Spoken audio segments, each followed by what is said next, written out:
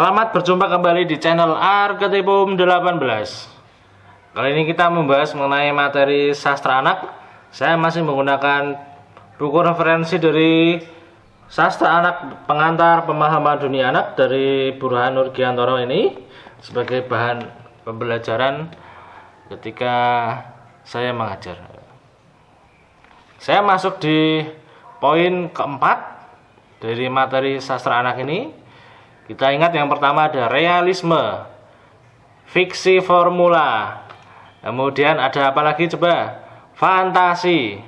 Yang keempat, kita masuk ke sastra tradisional. Nah, ini kita sudah masuk ke sastra tradisional.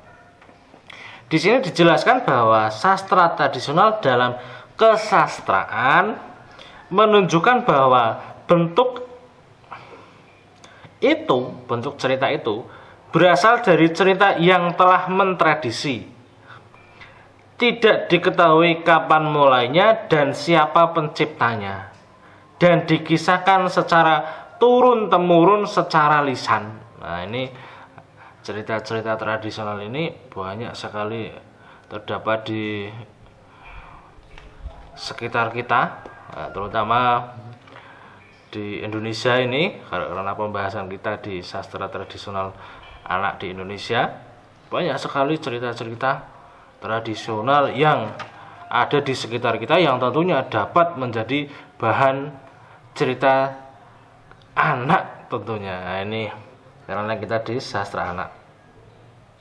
Berbagai cerita tradisional tersebut dewasa ini telah banyak yang dikumpulkan dan dibukukan serta dipublikasikan secara tertulis. Jadi memang sudah banyak cerita-cerita itu yang sudah ada di sekitar kita yang sudah tertulis. Jadi dari sastra lisan merupakan sastra yang muncul dari cerita-cerita secara lisan yang dilisankan.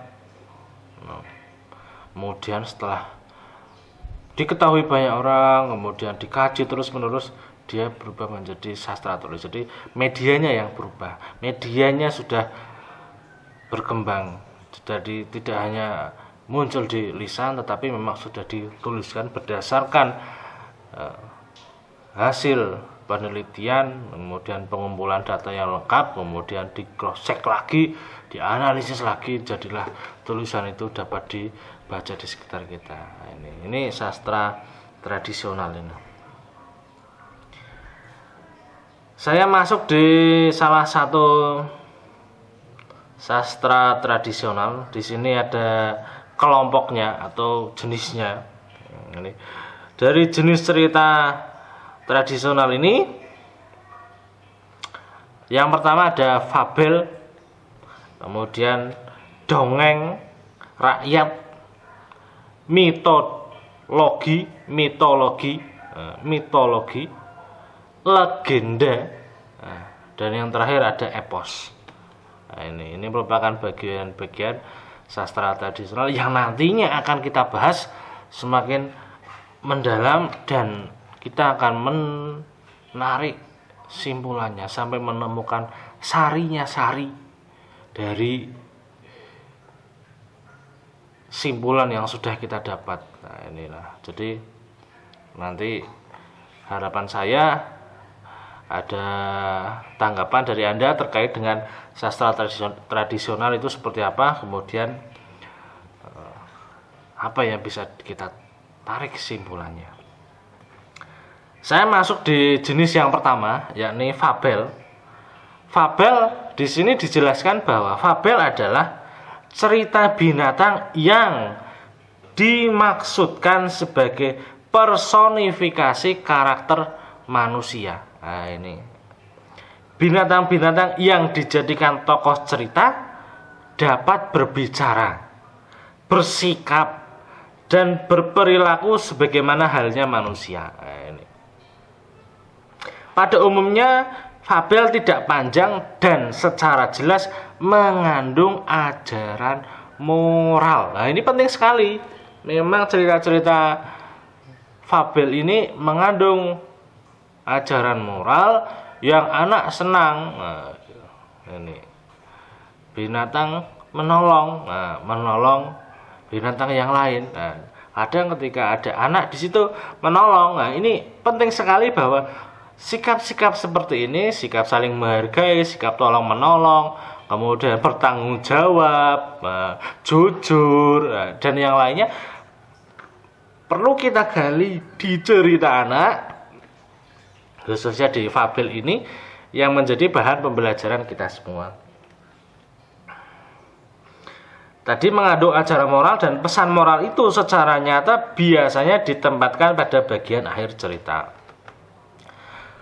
Tujuan penyampaian dan atau ajaran moral ini menjadi fokus penceritaan. Nah, ini fokusnya ada di sini. Jadi banyak sekali cerita-cerita seperti yang disenangi oleh anak, kita ketahui bersama ada kancil, tupai, kera, rubah, dan tokoh-tokoh binatang lainnya yang di sana sudah nanti akan memiliki nilai-nilai ajaran moral setelah kita mengikuti jalan ceritanya. Ini sederhana namun membangun pemikiran anak menjadi peka, menjadi rasa ingin tahunya, dan akhirnya mempraktekkan hal-hal yang baik. Nah, ini sastra anak mengajarkan itu. Kemudian sastra tradisional mengajarkan itu yang ada di bagiannya. Nah, ini merupakan